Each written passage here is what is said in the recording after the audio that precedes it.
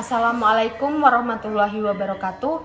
Perkenalkan, nama saya Naning Setiawati dari Prodi D3 Keuangan dan Perbankan dengan NIM 21010008. Di sini saya akan memaparkan tugas koperasi dari mata kuliah Aspek Hukum Lembaga Keuangan dengan dosen pengampu Bapak Raden Dino Bayu Sagara SH.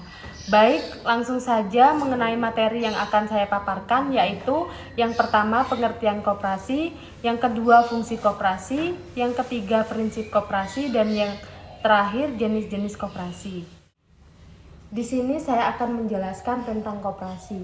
Kata koperasi diambil dari bahasa Inggris, yakni cooperation. Jika diterjemahkan ke dalam bahasa Indonesia, artinya kerjasama. Koperasi adalah sebuah organisasi ekonomi yang dimiliki dan dioperasikan oleh orang seorang demi kepentingan bersama. Koperasi melandaskan kegiatan berdasarkan prinsip gerakan ekonomi rakyat yang berdasarkan asas kekeluargaan. Selanjutnya, fungsi koperasi antara lain yaitu membangun sekaligus mengembangkan potensi dan kemampuan anggotanya secara khusus dan masyarakat secara umum. Demikian juga untuk mewujudkan kesejahteraan sosial dan ekonomi rakyat. Yang kedua yaitu meningkatkan kualitas sumber daya manusia dan masyarakat secara aktif. Kualitas SDM yang semakin meningkat akan memberikan manfaat bagi perekonomiannya.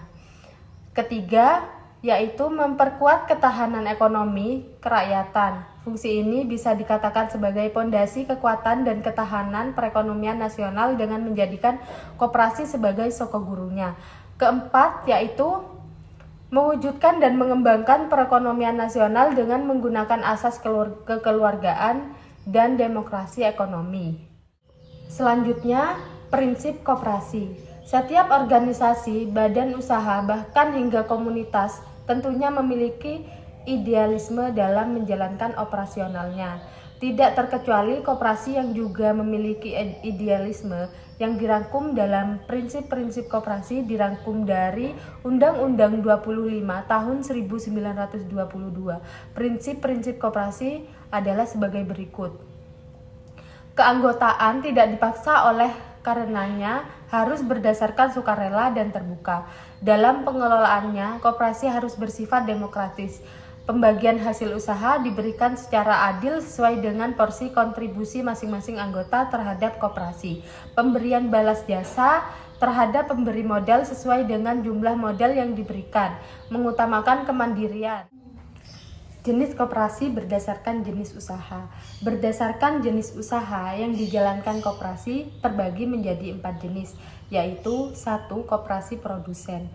Koperasi produsen adalah koperasi yang menyediakan sarana kepada produsen untuk melakukan produksi.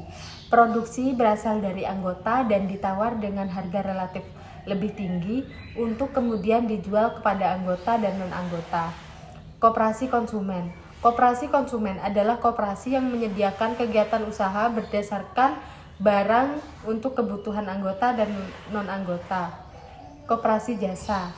Koperasi jasa adalah koperasi yang menyediakan jasa kecuali simpan pinjam untuk kebutuhan anggota dan non-anggota. Yang terakhir adalah koperasi simpan pinjam.